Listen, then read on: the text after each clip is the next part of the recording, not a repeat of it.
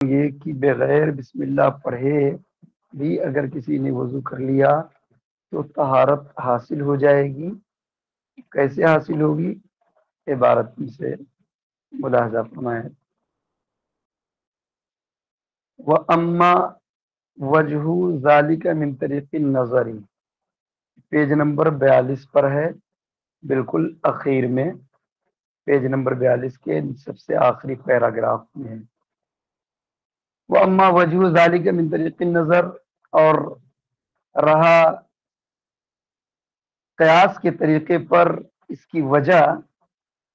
وجہ کہ بغیر بسم اللہ پڑھے بھی وضو صحیح ہے، تو قیاس کے طریقے پر اس کی وجہ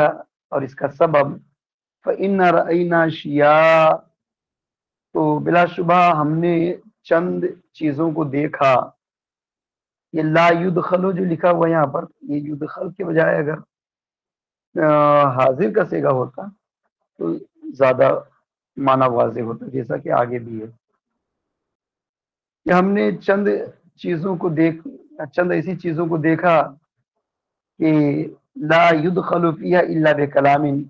کہ اس میں داخل نہیں ہوا جاتا ہے مگر کلام کے ذریعے، یعنی ان چیزوں میں کلام کے ذریعے ہی شمولیت ہو پاتی ہے۔ جب کلام کریں گے تو کلام کے ذریعے ہی اس چیز میں داخل ہو پائیں گے۔ انہی میں چند چیزوں کا ذکر کر رہے ہیں۔ منها العقود التي يعقدها بعض الناس لبعض من البيعات والإجارات والمناكحات والخلع وما أشبه ذلك، اور انہی میں سے وہ عقود ہیں جس کو بعض لوگ بعض سے کرتے ہیں، یعنی بعض لوگ بعض سے جو عقد کرتے ہیں، جیسے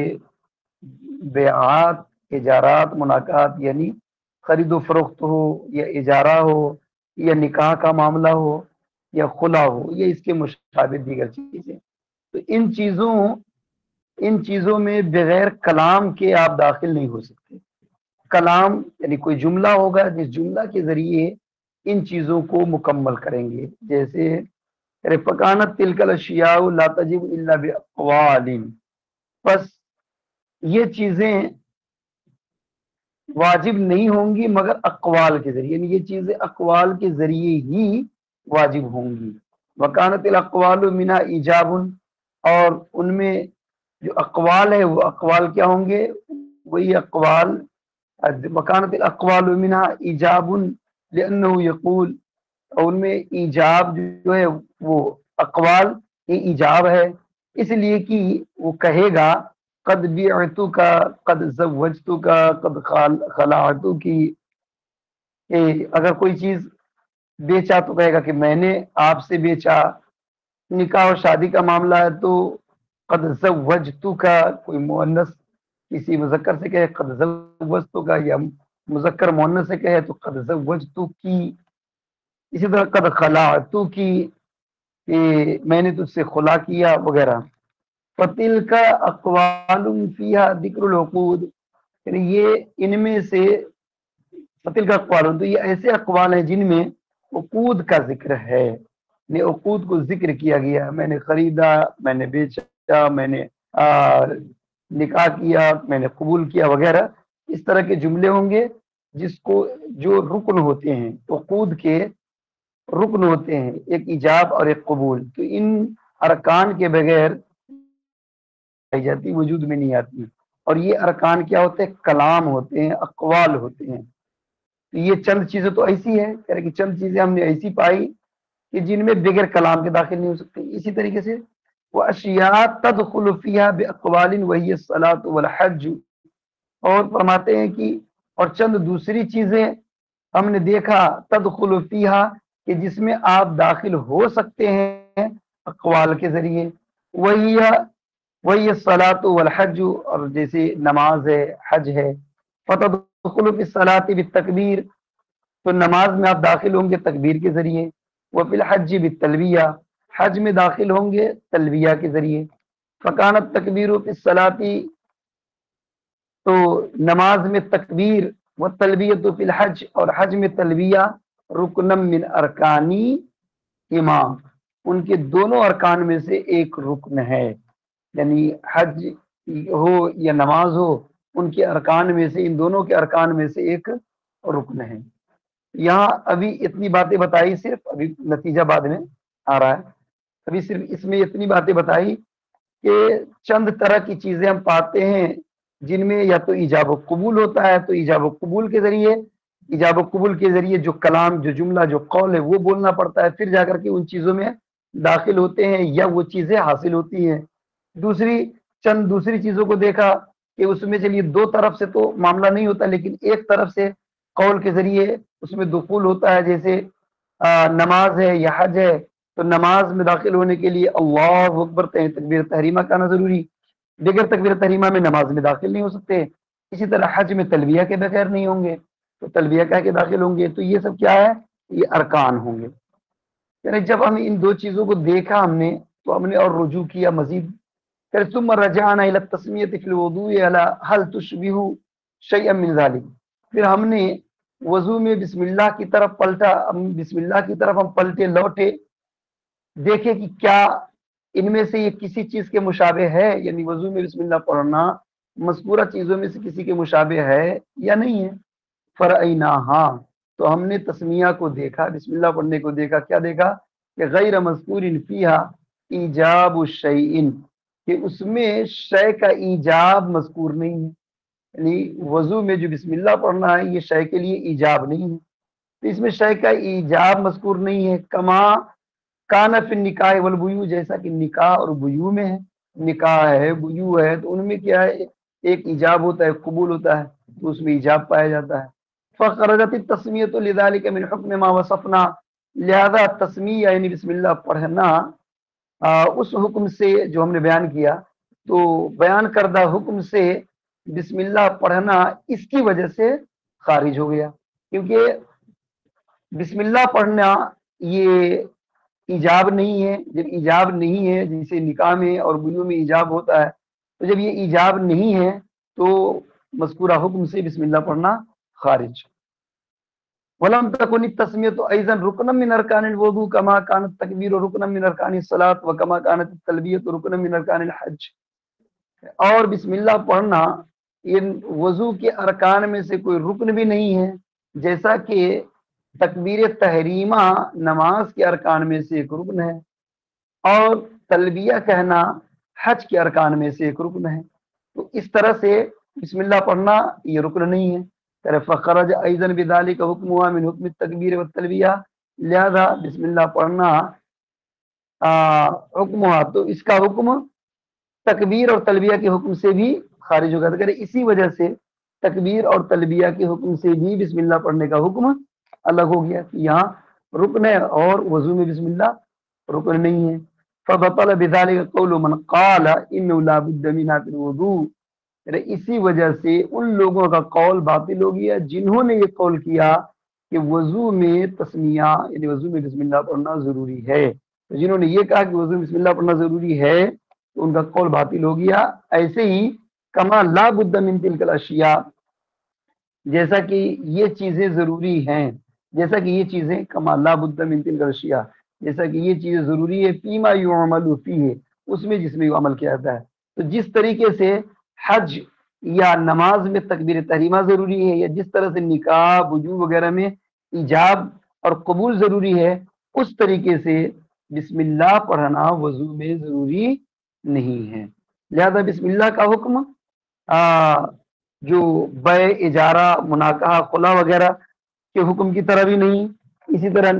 تکبیر تحریمہ اور تلبیہ کی طرح بھی اس کا حکم نہیں، کیونکہ اگر ان چیزوں کی طرح اس کا حکم ہوتا بسم اللہ پڑھنے کا، تب تو یہ کہنا صحیح ہوتا کہ بسم اللہ پڑھے بغیر کسی نے وضو کیا تو اس کا وضو صحیح نہیں، کیونکہ رکن چھوڑ دیا، تب تو صحیح ہوتا، لیکن چونکہ رکن ہے نہیں، جب رکن ہے نہیں یا ایجاب اور قبول کا معاملہ بھی نہیں ہے، تو بغیر بسم اللہ کے بھی کیا ہوا وضو صحیح ہوگا۔ اب ایک اعتراض پیش کر رہے ہیں اور اس کا پھر جواب دیں گے۔ فإن قال قائل فإن قد رأينا الذبيحة لا بد من التسمية عندها ومن ترك ذلك متعمدا لم تؤكل ذبيحته فالتسمية أيضا الوضوء كذلك۔ اگر کوئی اعتراض کرنے والا یہ اعتراض کرے، کہنے والا کہے کہ ہم نے ذبیحہ کو دیکھا، جب جو چیز ہم ذبح کرتے ہیں تو ذبیحہ اسے کہتے ہیں، ہم نے ذبیحہ کو دیکھا کہ اس وقت یعنی ذبح کے وقت بسم اللہ پڑھنا ضروری ہوا کرتا ہے، اور جس شخص نے جان بوجھ کر بسم اللہ پڑھنا ترک کر دیا تو اس کا ذبیحہ کھایا ہی نہیں جاتا ہے۔ لہذا بسم اللہ پڑھنا وضو پر بھی ایسے ہی ہے، وضو میں بسم اللہ پڑھنا بھی ایسے ہی ہے جیسے ذبیحہ میں جان بوجھ کر اگر بسم اللہ پڑھنا چھوڑ دیا تو وضو نہیں ہوگا، لیکن اگر بھول کر چھوڑ دیا تو وضو ہو جائے گا۔ یہ کہنا چاہ رہے ہیں کہ اگر کوئی اعتراض کرنے والا یہ اعتراض کرے جس طرح ذبح کرنے میں اگر کوئی جان بوجھ کر بسم اللہ ترک کر دے تو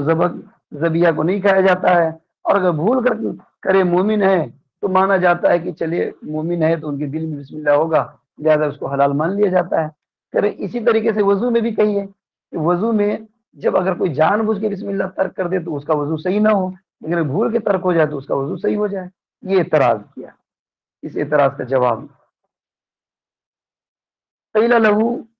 ما ثبت في حكم النظر ان من ترك التسمية على الذبيحة متعمدا انها لا تؤكل لقد تنازع الناس في ذلك۔ تو اسے جواب دیا جائے گا، اسے کہا جائے گا، کیا کہا جائے گا؟ ما ثبت، اسے کہا جائے گا وہ جو کچھ ثابت ہے فی حکم نظر بطریق قیاس، قیاس کے حکم میں، یعنی قیاس کے طریقے پر جو چیز ثابت ہے وہ کہا جائے گا۔ وہ کیا ثابت ہے؟ وہ یہ کہ جس نے ذبیحہ پر جان بوجھ کر بسم اللہ ترک کر دیا تو انہا لا توکل، تو اسے نہیں کھایا جائے گا۔ لقد تنازع الناس، تو اگر اس قول میں لقد تنازع الناس فی ذلک، اس میں لوگوں کے اختلاف ہے، یعنی جان بوجھ کر بسم اللہ ترک کرنے پر کھایا جائے یا نہیں کھایا جائے، اس سلسلے میں اختلاف ہے۔ بعض لوگوں نے کہا کہ نہیں کھایا جائے گا، تو اختلاف ہے۔ کیا کہتے ہیں؟ قال بعضهم توکل، تو ان میں سے بعض نے کہا کہ کھایا جائے گا، وقال بعضهم لا توکل، بعض نے کہا کہ نہیں کھایا جائے گا۔ فاما من قال، تو جس نے کہا توکل، کہ جس نے کہا کہ کھایا جائے گا، فقد کفین البیان لقولی، تو کہہ رہے ہیں ہمارے لیے اس قول کے لیے یہ بطور بیان کے طور پر یہ کافی ہوگا کہ اگر کسی نے جان بوجھ کر بسم اللہ چھوڑ دیا اور پھر بھی کھایا جائے گا جانور کو، اور وہی حال اگر وضو میں ہو، تو یہاں پر صرف یہ ہوگا کہ بیان کے لیے یہ باتیں ذکر کی گئی، ہمارے لیے اس قول کے لیے بیان کے طور پہ یہ کافی ہوگا۔ وَأَمَّا مَنْ قَالَ، اور جس نے یہ کہا لا تُؤْكَلُ، کہ جس پر جان بوجھ کے بسم اللہ ترک کیا تو اس کو نہیں کھایا جائے گا اس جانور کو، فَإِنَّهُ يَقُولُ، تو وہ کہتے ہیں کہ ان ترکہ ناسیا تُؤْكَلُ، کہ اگر تسمیہ بھول کر کے چھوڑ دے تو اسے کھایا جائے گا۔ سواء عندہ کان الذابح مسلما، اور خواہ ان کے نزدیک، اور ان کے نزدیک یہ ہے کہ خواہ ذبح کرنے والا مسلمان ہو یا کافر ہو، بعد ان یکون کتابی، بعد اس کے کہ وہ کتابی ہونے کے بعد، کتابی ہو یعنی وہ کافر جو کیسا وہ کتابی ہو، یہ مراد ہے۔ فجعلت التسمیۃ ہاہنا فی قول من اوجبها فی الذبیحۃ انما ہی لبیان الملۃ، تو تسمیہ کو یہاں کر دیا گیا ان لوگوں کے قول میں جنہوں نے ذبح کرتے وقت تسمیہ کو واجب قرار دیا ہے، جن لوگوں نے ذبح کرتے وقت بسم اللہ پڑھنے کو واجب قرار دیا، تو ان کے قول میں یہاں پر تسمیہ کو کر دیا گیا، کیا کر دیا گیا؟ انما ہی لبیان الملہ، ملت کے بیان کے لیے، کہ بسم اللہ پڑھنا یہاں پہ کیوں ہے؟ ملت کو بیان کرنے کے لیے ہے، تاکہ پتہ چل جائے کہ یہ فلاں ملت اور فلاں قوم سے تعلق رکھنے والے ہیں، کہ بسم اللہ پڑھا تو پتہ چلا مسلمان ہیں، اور بسم اللہ نہیں پڑھا تو پتہ چلا کہ کتابی ہے۔ یہ ملت کو بیان کرنے کے لیے ہے۔ فَإِذَا سَمَّ الذَّابِحُ صَارَتْ ذَبِيحَتُهُ مِنْ ذَبَائِحِ الْمِلَّةِ الْمَعْقُولَةِ ذَبِيحَتُهَا، پس جب ذبح کرنے والے نے بسم اللہ پڑھ لیا تو اس کا ذبیحہ اس ملت کے ذبیحہ میں سے ہو گیا، المعقولۃ ذبیحتها، جس کا ذبیحہ کھایا جاتا ہے، یعنی اس مذہب کے ذبائح میں سے اس کا ذبیحہ ہو گیا جس کے ذبیحہ کو کھایا جاتا ہے۔ وَإِذَا لَمْ يُسَمِّ جُعِلَتْ مِنْ ذَبَائِحِ الْمِلَلِ الَّتِي لَا تُؤْكَلُ ذَبَائِحُهَا، اور جب بسم اللہ نہیں پڑھا تو اس ملت کے ذبائح میں سے اس کو قرار دیا جائے گا الَّتِي لَا تُؤْكَلُ ذَبَائِحُهَا، جن کا ذبیحہ نہیں کھایا جاتا ہے، جیسے کہ کافر وغیرہ۔ وَالتَّسْمِيَةُ عَلَى الْوُضُوءِ لَيْسَ لِلْمِلَّةِ، اور وضو پر بسم اللہ پڑھنا یہاں پر ملت کے لیے ہے ہی نہیں، وضو پر بسم اللہ پڑھنا یہ ملت کے لیے یعنی قوم کی پہچان کے لیے نہیں ہے۔ انما یہ مجعولۃ للذکر علی سبب من اسباب الصلاح، بلکہ یہ بنا دیا گیا ہے لذکر علی سبب من اسباب الصلاح، نماز کے اسباب میں سے ایک سبب کو ذکر کرنے کے لیے اس کو قرار دیا گیا ہے، ایک سبب کو یاد رکھنے کے لیے اس کو بنایا گیا ہے۔ فرأینا من اسباب الصلاۃ الوضوء وستر العورۃ فکان من ستر عورتہ لا بتسمیۃ لم یضرہ ذلک، بس ہم نے دیکھا کہ نماز کے دیگر اسباب، جیسے نماز کے اسباب میں سے وضو ہے، میں وضو کو دیکھا، ستر عورت کو دیکھا، فکان من ستر عورتہ، تو جس شخص نے اپنی عورت یعنی چھپانے کی جگہ کو اس نے چھپایا بغیر بسم اللہ پڑھے ہوئے، لا یضرہ ذلک، تو اس کے لیے کوئی مضر نہیں کرے۔ وضو یہ خود سبب ہے نماز میں داخل ہونے کے لیے، اسی طرح ستر عورت بھی یعنی نماز میں داخل ہونے کے لیے شرط ہے، وضو بھی شرط ہے، طہارت، ستر عورت بھی شرط ہے، وقت بھی شرط ہے، استقبال قبلہ بھی شرط ہے۔ جب ستر عورت بھی شرط ہے اور وضو بھی شرط ہے، تو ستر عورت کرنے میں یعنی پاجامہ یا اور دیگر کپڑے اوڑھنے پہننے میں اگر کسی نے بسم اللہ نہیں پڑھا تو ستر پوشی اس کی ہوگی کہ نہیں؟ یقیناً ہو جائے گی ستر پوشی، لیکن بسم اللہ پڑھ کے اگر پہن لیا ثواب کا بھی مستحق ہوگا۔ اسی طریقے سے وضو بھی نماز کے لیے ایک سبب ہے، یعنی طہارت شرط ہے نماز کے لیے، تو یہ بھی ایک شرط ہے، تو جب یہ بھی شرط ہے تو اس میں بسم اللہ پڑھنا کیسے واجب ہوگا؟ یہاں پر بھی وہی معاملہ ہوگا کہ اگر بسم اللہ پڑھ لیا تو ثواب کا مستحق ہوگا، نہیں پڑھا تب بھی وضو صحیح ہو جائے گا۔ فکان من ستر عورتہ، تو جس نے اپنی عورت کو چھپایا بغیر بسم اللہ پڑھے ہوئے، لم یضرہ ذالک، تو یہ چیز یعنی بغیر بسم اللہ پڑھے ہوئے چھپانا یہ اس کو ضرر نہیں پہنچائے گا۔ فالنظر علی ذلک ان یکون من تطہر اذا لا بتسمیۃ لم یضرہ ذلک، تو اس پر قیاس یہی ہے کہ وہ جس نے بھی بغیر بسم اللہ کیے ہوئے طہارت حاصل کی، بغیر بسم اللہ پڑھے طہارت نہیں حاصل کی، نہیں وضو کیا، لم یضرہ ذلک، تو اس کے لیے بھی کوئی مضر نہیں ہے، یعنی اس کا وضو بھی ہو جائے گا۔ اور یہ قول امام اعظم ابو حنیفہ، امام ابو یوسف، امام محمد بن حسن کا ہے۔ یہ باب مکمل ہوا۔ اس باب کا خلاصہ اس طور پہ آپ بیان کر سکتے ہیں کہ وضو کے شروع میں بسم اللہ پڑھنے کے تعلق سے دو طرح کے مذہب ہیں۔ پہلا مذہب یہ ہے کہ وضو میں جان بوجھ کر بسم اللہ ترک کرنے سے وضو صحیح نہیں ہوگا، اور اس قول کے قائل اسحاق ابن راہویہ، امام حسن وغیرہ حضرات ہیں۔ ان کی دلیل اوپر کی جو دو تین حدیث سند گزری ہے کہ رسول اللہ نے فرمایا کہ اس شخص کی نماز نہیں جس کا وضو نہیں، اور اس شخص کا وضو نہیں جس نے بسم اللہ نہیں پڑھا، یہ ان کی دلیل ہے۔ اور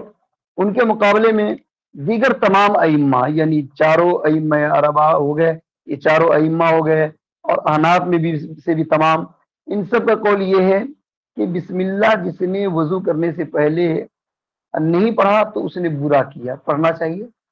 نہیں پڑھا تو برا کیا، لیکن یہ کہ طہارت حاصل ہو جائے گی، یعنی وضو صحیح ہے۔ اس کی دلیل کیا ہے؟ تو اس پر انہوں نے کئی حدیثیں دلیل میں پیش کر دی، رسول کائنات صلی اللہ علیہ وسلم کی وہ رسول اللہ کا وہ عمل کہ آپ وضو فرما رہے تھے اور صحابی نے سلام کیا تو آپ نے سلام کا جواب نہیں دیا، بعد میں خود وضاحت فرما دی کہ مجھے یہ گوارا نہیں ہوا کہ اللہ کا نام میں ذکر کروں بغیر وضو کے، میں ذکر کروں، یہ مجھے گوارا نہیں ہوا، اس لیے ہم نے وضو مکمل کرنے سے پہلے اس کا جواب نہیں دیا۔ جب آپ نے وضو مکمل کر لیا تو سلام کا جواب دیا۔ تو اس بات سے یہ چیز ثابت ہو جاتی ہے کہ بغیر اللہ کا ذکر کیے ہوئے بھی وضو کیا تو وضو درست ہے۔ ہاں بس معاملہ یہ ہے جو اوپر حدیث میں آئی کہ وضو اس کا ہے ہی نہیں، جس نے بسم اللہ نہیں پڑھا، تو اس کا مطلب اور اس کا مفہوم یہ ہے کہ جس نے وضو کرنے سے پہلے بسم اللہ نہیں پڑھا تو اس کا ایسا وضو نہیں ہوگا جو ثواب میں کامل ہو، یعنی کامل وضو نہیں ہوگا۔ جیسا کہ مومن کے بارے میں کہا گیا وہ مومن کامل نہیں ہے، تو مومن نہیں ہے تو اس سے مراد ہے کہ مومن کامل نہیں ہے، جس نے جو خود پیٹ بھر کے کھائے اور اس کا پڑوسی بھوکا رہے کا مومن نہیں ہے وہ، تو مومن نہیں سے مراد مومن کامل نہیں ہے۔ یہ مطلب نہیں ہے کہ بلکہ اس کے پاس ایمان ہی نہیں ہے۔ تو یہ تو دلیل نقلی سے بات ثابت ہوئی، اور دلیل عقلی کے ذریعے، قیاس کے ذریعے یہاں پر یہ بات ثابت کی کہ ہم چند چیزوں کو پاتے ہیں تو ان میں سے کچھ عقود کو پایا، جیسے نکاح ہے یا بیع ہے، اجارہ ہے، خلا وغیرہ ہے، تو اس میں کلام کے ذریعے ہی ان چیزوں میں داخل ہوتے ہیں، بغیر کلام کے نہیں۔ یعنی چاہے وہ قبلتو ہو یا بیعتو کا ہو، زوجتو کا ہو، خلعتو کے جو بھی ہو، قول ہوگا۔ اسی طریقے سے دوسری چیزیں بھی ہیں کچھ ایسی، تو وہ جیسے نماز ہے، حج ہے، تو نماز میں داخل ہونے کے لیے تکبیر تحریمہ، حج میں داخل ہونے کے لیے تلبیہ ہے۔ تو اب ان چیزوں کو جن میں داخل ہونے کے لیے جو چیزیں ہیں ان میں ہم غور کرتے تو پاتے کہ اس میں تو یہ سب چیزیں نماز اور حج میں، یہ نماز میں داخل ہونے کے لیے تکبیر تحریمہ شرط ہے، حج کے لیے بھی شرط ہے تلبیہ کہنا، تو یہاں تو شرط ہے۔ اور اس میں بیع، اجارہ، مناکحات وغیرہ میں جو قول ہے وہ قول بھی ضروری ہے کہ وہ ایجاب کے منزل میں ہے، ایجاب اور قبول، تو ایجاب ہو یا قبول ہو یہ دونوں کے دونوں رکن ہوتے ہیں۔ اسی طرح نماز کے لیے بھی یہ رکن کے درجے میں ہو گئے تکبیر تحریمہ، کہ بغیر اس کے نماز ہوگی نہیں۔ لیکن ہم وضو کو دیکھتے ہیں تو وضو کا معاملہ ایسا نہیں ہے، کیونکہ وضو میں بسم اللہ پڑھنا اگر واجب ہوتا تو پھر وہ رکن کی حیثیت سے ہوتا، حالانکہ وہ رکن نہیں ہے۔ جب رکن نہیں ہے تو اس میں بسم اللہ پڑھنے کو بھی نماز اور حج کی تلبیہ اور تکبیر کی طرح واجب نہیں قرار دیں گے۔ اب ایک اعتراض کو ذکر کیا گیا لاسٹ میں، اعتراض میں یہ کہ کوئی یہ اعتراض کرے کہ ذبیحہ کو دیکھتے ہیں تو ذبیحہ میں ذبح کرتے ہوئے بسم اللہ پڑھنا ضروری ہوتا ہے، جو جان بوجھ کر کے بسم اللہ چھوڑ دے تو اس کو ذبیحہ نہیں کھایا جاتا ہے۔ تو پتہ چلا کہ وضو پر بسم اللہ پڑھنا یہ بھی اسی طرح ہے کہ وہاں پر بھی جان بوجھ کے اگر نہیں پڑھا تو وضو نہیں، اور اگر بھول سے نہیں پڑھا تو اس کا حکم الگ ہوگا۔ تو اس کا جواب دیا گیا کہ قیاس کے اعتبار سے جو بات ثابت ہوتی ہے وہ یہ ہے کہ جان بوجھ کر بسم اللہ پڑھنے کا جو معاملہ ہے جس میں اس کا گوشت نہیں کھایا جائے گا، تو اس سلسلے میں بھی علماء کا اختلاف ہے۔ بعض لوگوں کے نزدیک کھایا جائے گا، بعض لوگوں کے نزدیک نہیں کھایا جائے گا۔ تو اب جن لوگوں کے نزدیک کھایا جائے گا تو وہ ان کا قول بیان کے طور پہ کافی ہوگا کہ یہ کھایا جائے گا، تو یہ صرف ان کا قول جو ہوگا بیان کے لیے ہوگا۔ اور جن کے نزدیک نہیں کھایا جائے گا تو وہ یہ کہتے ہیں کہ اگر بھول کر کے ترک ہوتا تو کھایا جائے گا، لیکن اگر جان بوجھ کے ہو تو نہیں کھایا جائے گا۔ یعنی ذبح کرنے والا مسلمان ہو یا کافر وغیرہ ہو تو اس وقت یہ معاملہ برابر، چاہے جو بھی ہو، لیکن جان بوجھ کے ہو تو الگ حکم، بھول کر کے ہو تو الگ حکم ان کے نزدیک۔ اسی چیز کو بیان کرنے کے لیے آگے اور مزید وضاحت کر دی کہ بسم اللہ پڑھنا جن لوگوں کے نزدیک واجب ہے وضو کے اندر، تو وہ ملت کو بیان کرنے کے لیے ہے، اور ملت کو بیان کرنا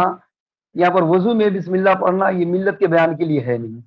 جب ملت کے بیان کے لیے نہیں ہے تو پھر کس کام کے لیے ہے؟ یہ وضو کے اسباب میں سے ایک سبب کو ذکر کرنے کے لیے، ایک سبب کو یاد کرنے کے لیے اسے مقرر کیا گیا ہے، بنایا گیا ہے۔ جس طریقے سے ہم دیکھتے ہیں کہ نماز میں دیگر شرائط ہے، جیسے ستر عورت ہے، وضو ہے یعنی طہارت وغیرہ، تو وہ بغیر بسم اللہ پڑھے بھی ستر عورت کرے کوئی دقت نہیں ہے، بغیر بسم اللہ پڑھے جب ستر عورت کرنے میں حرج نہیں ہے، تو اسی طرح ایک شرط وضو ہے تو وہ بھی اگر بغیر بسم اللہ کی کیا تو کوئی دقت نہیں ہے، اس میں شرط نہیں ہے اور کوئی مضر نہیں ہے۔ اور یہی قول امام اعظم حنیفہ، امام یوسف، امام محمد ابن حسن رحمہ اللہ کا ہے، یہ قول ہو گیا۔